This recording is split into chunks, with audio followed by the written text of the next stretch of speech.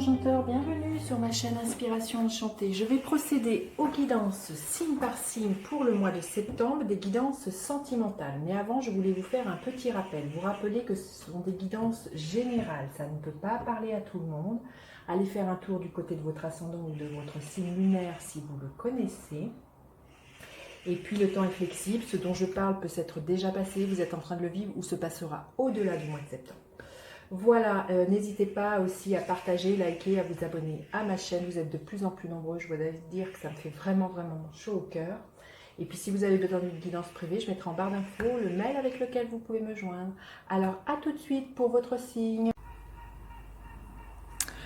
Alors les poissons, qu'en est-il de votre mois de septembre au niveau sentimental? Les poissons. Alors, quelle est la dynamique de votre relation? Quel est le défi? Quelle est la ressource? Et quel est le futur possible? Ok. Allez. Quelle est la couleur, la tonalité de votre mois, les poissons? La croisée des chemins. Et alors, ça y est, vous êtes à un carrefour de votre vie. Alors, si vous êtes en couple, il se peut que vous vous posiez des questions sur quelle orientation peut prendre votre couple. Il y a peut-être l'idée d'une séparation là qui pourrait se profiler. Ou bien, si vous êtes célibataire, peut-être, voilà, vous aussi, vous faites le bilan, vous vous demandez ce que vous voulez. Peut-être que vous avez le choix entre plusieurs amoureux. Et que vous ne savez pas lequel, vers lequel vous auriez envie de plus passer de temps.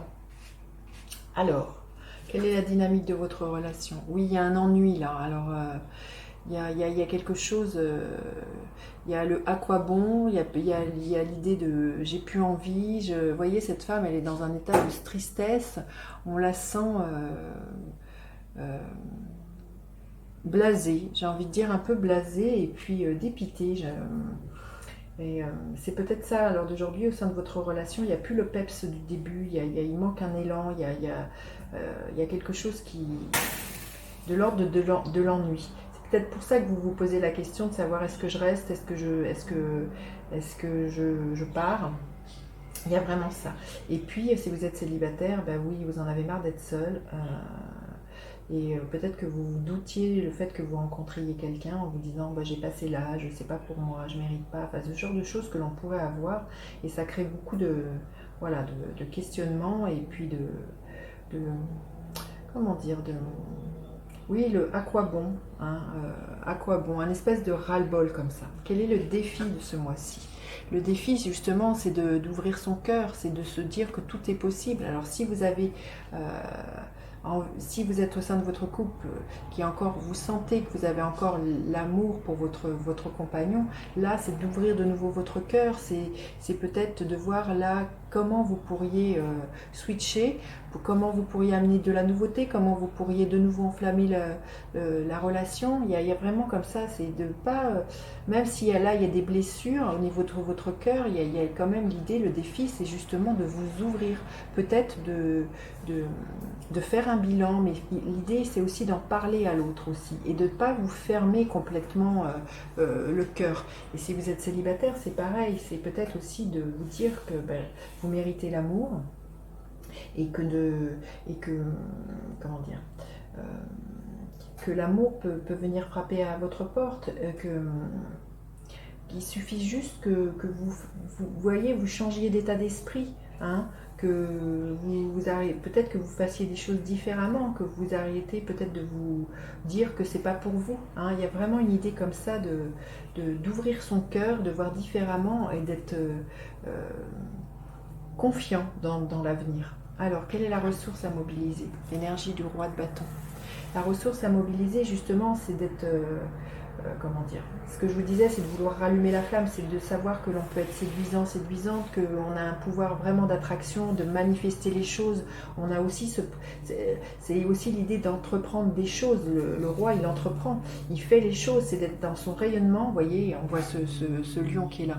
Donc d'être dans son propre rayonnement, d'être intimement persuadé que si l'envie elle est là, que l'on peut de nouveau animer la flamme au sein de notre couple, et puis si vous êtes célibataire, de vous dire que vous êtes extrêmement séduisant et que vous pouvez attirer à vous quelqu'un et vivre une belle passion. Hein.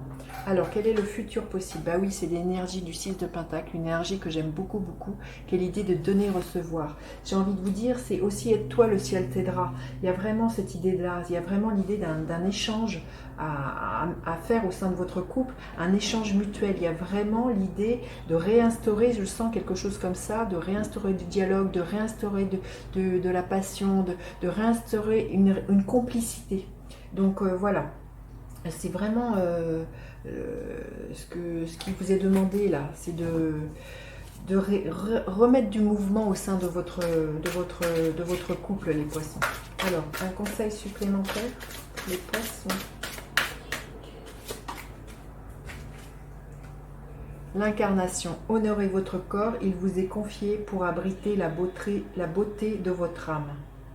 Oui, c'est d'accepter, voyez, que la vie puisse passer justement par des moments de doute, mais ça fait partie de l'incarnation, donc honorez la belle personne que vous êtes et restez dans votre joie et dans votre créativité et sachez où vous ouvrir. Sachez ouvrir votre cœur.